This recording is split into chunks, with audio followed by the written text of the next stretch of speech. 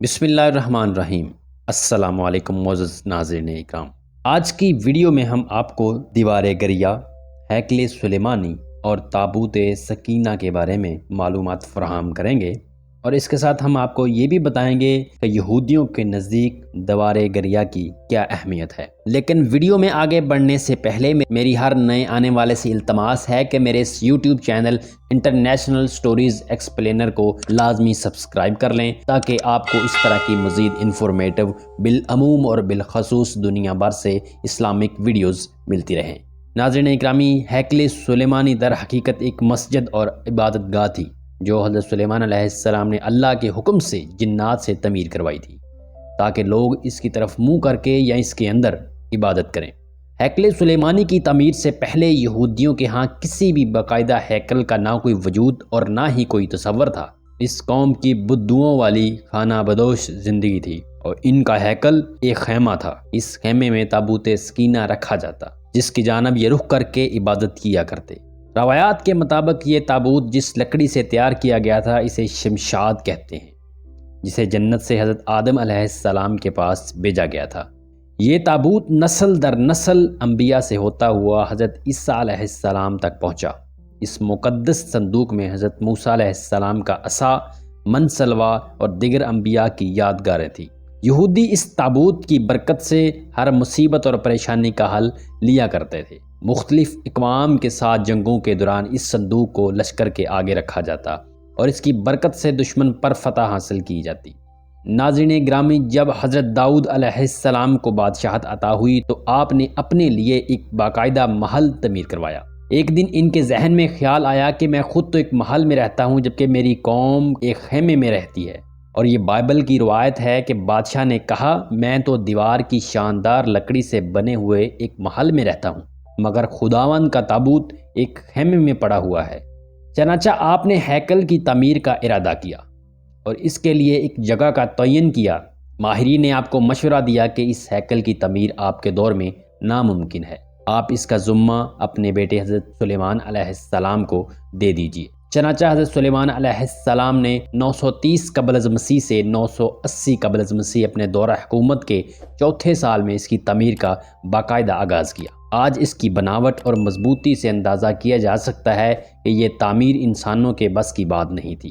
اتنے بھاری اور بڑے پتھروں کو ان جنات کی طاقت سے چنا گیا تھا جن پر حضرت سلیمان علیہ السلام کی حکومت تھی۔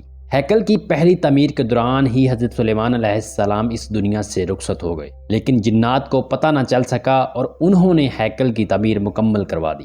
یہ واقعہ آپ نے پہلے بھی کہیں سنا ہوگا کہ حضرت سلیمان علیہ السلام کی روح اللہ نے دوران عبادت ہی قبض کر لی، لیکن اس کی ترکیب اس طرح بنی کہ آپ ایک لکڑی پر سر اور کمر رکھ کر عبادت میں مصروف ہو گئے، اور اس لکڑی کے سہارے سے یوں لگتا تھا کہ آپ ابھی بھی عبادت میں مصروف ہیں، اور جبکہ آپ کا انتقال ہو چکا تھا۔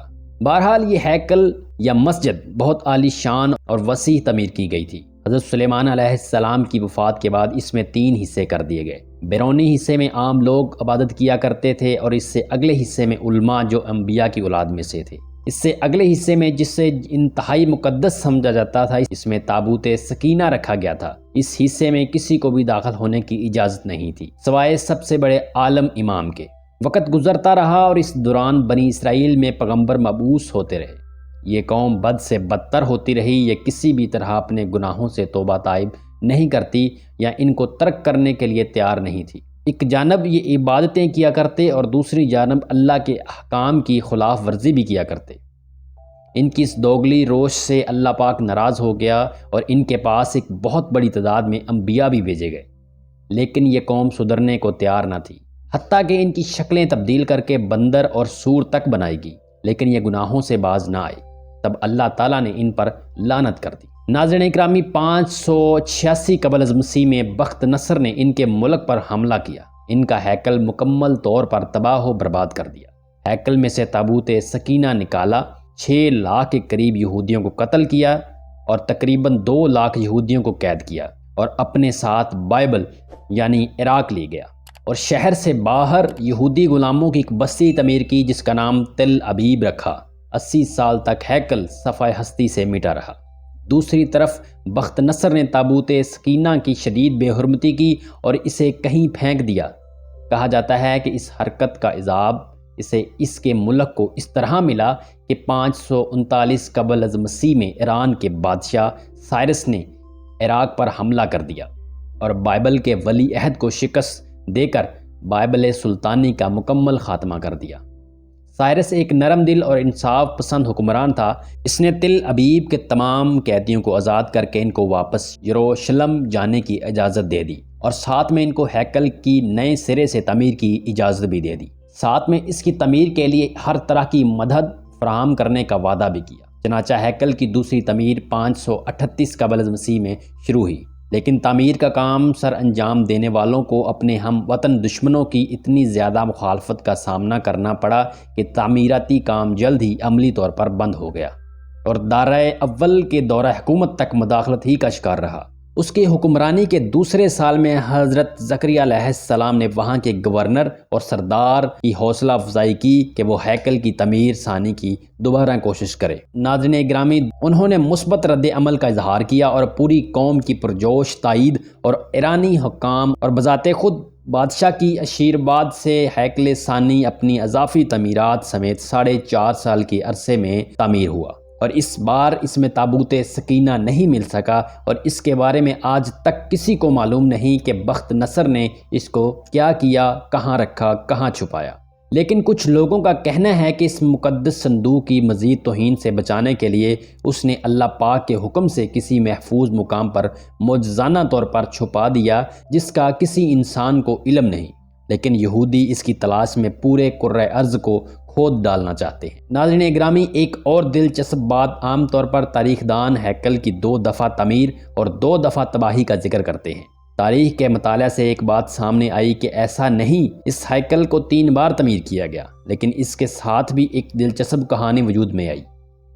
ہیروڈس بادشاہ، جو کہ حضرت عیسیٰ علیہ السلام کی پیدائش سے چند سال پہلے کا بادشاہ ہے، اس نے جب اس کی بہتر طریقے سے تعمیر کی نیت کی تو یہودیوں کے دل میں ایک خوف پیدا ہوا کہ اگر اسے نئے سرے سے تعمیر کے لیے گرایا گیا تو دوبارہ تعمیر نہیں ہوگا۔ ہیروڈس نے ان کو بہلانے کے لیے کہا کہ وہ صرف اس کی مرمت کرنا چاہتا ہے، اسے گرانا نہیں چاہتا۔ چنانچہ 19 قبل از مسیح میں اس نے ہیکل کے ایک طرف کے حصے کو گرا کر اسے تبدیلی کے ساتھ اور کچھ وسیع کر کے تعمیر کروایا۔ یہ طریقہ کار کامیاب رہا اور یوں یہودیوں کی عبادت میں خلل ڈلے بغیر تھوڑا تھوڑا کر کے ہیکل گرایا جاتا رہا اور اس کی جگہ نیا اور پہلے سے مختلف ہیکل وجود میں آتا رہا۔ یہ کام 18 ماہ میں مکمل ہوا اور یوں تیسری بار ہیروڈس کے ذریعے ایک نیا ہیکل وجود میں آیا۔ کچھ عرصہ بعد حضرت عیسیٰ علیہ السلام کا ظہور ہوا۔ اللہ کے اس رسول پر ایک بار پھر یہودیوں نے حسب معمول مظالم کے پہاڑ توڑنے شروع کر دیے۔ دراصل وہ اپنے مسیحا کے منتظر تھے جو دوبارہ آ کر ان کو پہلے جیسی شان و شوکت عطا کرتا۔ حضرت عیسیٰ علیہ السلام کے مصلوب ہونے کا واقعہ پیش آیا۔ آپ کے مصلوب ہونے کے 80 سال بعد ایک بار پھر یہودیوں پر اللہ کا عذاب نازل ہوا اور اس بار اس عذاب کا نام ٹائٹس تھا۔ یہ رومی جرنیل بائبل کے بادشاہ بخت نصر سے بھی زیادہ ظالم ثابت ہوا۔ اس نے ایک دن میں لاکھوں یہودیوں کو تہس نہس کر دیا۔ اس نے ہیروڈس کے بنائے ہوئے عظیم الشان ہیکل کی اینٹ سے اینٹ بجا دی اور یہودیوں کو ہمیشہ کے لیے یروشلم سے نکال باہر کیا۔ یہودی پوری دنیا میں بکھر کر اور رسوا ہو کر رہ گئے۔ کم و بیش 1800-1900 سال تک بھٹکنے کے بعد برطانیہ نے جب فلسطین پر قبضہ کیا تو ساتھ ہی ایک ناجائز بچے اسرائیل کو فلسطین میں جنم دے دیا اور یوں صدیوں سے دکے کھانے والی قوم کو ایک بار پھر اس ملک اسرائیل میں اکٹھے ہونے اور رہنے کی اجازت مل گئی۔ لیکن یہ قوم اپنے ہزاروں سال پرانی گندی فطرت سے باز نہ آئی۔ یہ برطانیہ کے جنم دیے ہوئے اسرائیل تک محدود نہ رہے اور ایک بار پھر ہمسایہ ممالک کے لیے اپنی فطرت سے مجبور ہو کر مصیبت بننے لگے۔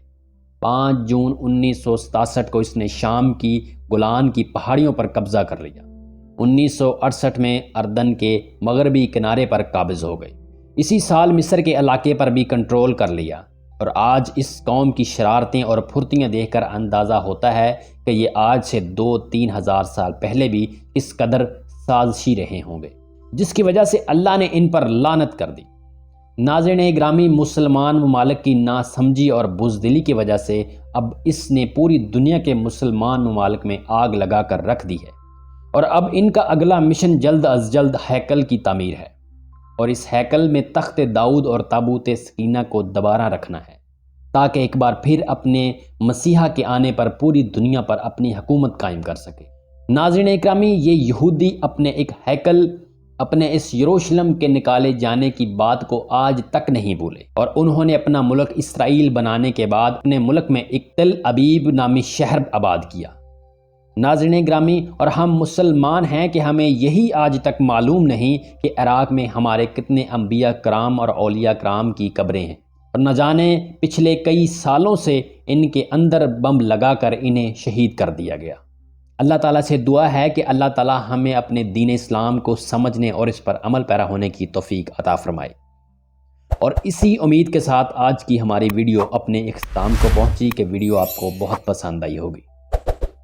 ملتے ہیں ایک نئی ویڈیو کے ساتھ، تب تک کے لیے اللہ حافظ۔